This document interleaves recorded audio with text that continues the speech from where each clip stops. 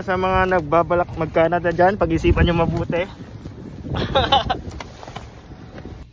Good morning kabaluyan. Sobra snow natin, ang snow ng Calabyan. Ano yung snow dyan? Araram. Kailangan tayo man pala. Gimana? Araram mo dyan arap. Pala yung tayutan.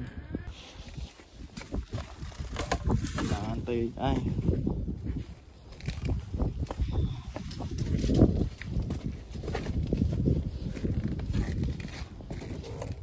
Ay, kailangan nakabuts ka. Grabe. Diyan kasi ayan street, yan street jabong mi. Kian. Betul, agak gloves. Balbalang lah. Ang apoy ondadalan na mampuplow. Dumadaan na nagpo-flow, kaya yung mga sasakyan, tignan nyo. Yun, SUV. Kayang ka. Ano? Nakali mo.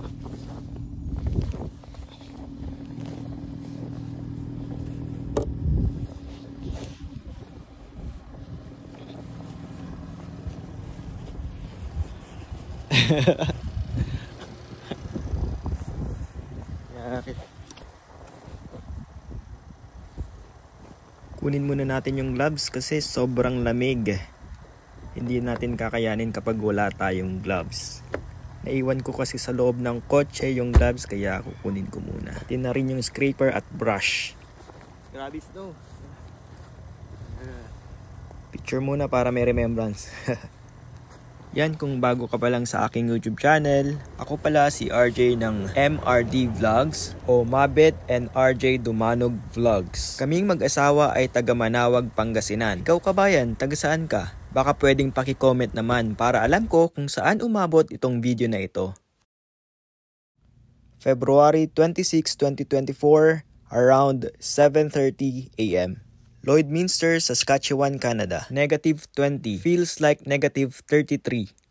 First time kong maranasan ang ganitong kataas na snow. Nag-snow naman nung mga nakaraan pero hindi ganito kataas. Ngayon, problema ko kung makakaalis ba itong sasakyan o hindi. Naku, may trabaho pa naman ako. Mabuti na lang at alas 9 pa ang pasok ko. Kasi kung sobrang aga, malamang hindi ako makakaalis. Alam mo kung bakit? Kasi kapag hindi pa nadadaanan ng ibang sasakyan, yung kalsada, sobrang taas pa ng snow at hindi kakayanin ng isang mababang kotse ang dumaan dito. Mabuti na nga lang at alas 9 ang schedule ko ngayon. Nadaanan na ng mga mas matataas na sasakyan ang snow, kaya napatag na ang kalsada. Kaya itong harap na lang ng sasakyan ang tatanggalan ko ng snow. Ngayon alam ko na kung anong dahilan kung bakit napakaraming truck at SUV dito sa amin at kakaunti lang ang mga kotse. Ikaw kabaluyan, kung magkakaroon ka ng sasakyan, ano ang bibilihin mo at bakit? Paki-comment mo naman para magkaroon din ako ng idea.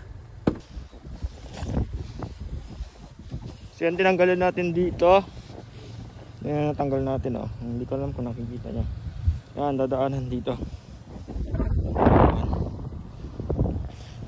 Kasi dito sa gitna medyo malinis na, nadadaanan. So dito lang yung papunta, palabas. Kasi sobrang ano kanina. Alam mo, hanggang dito.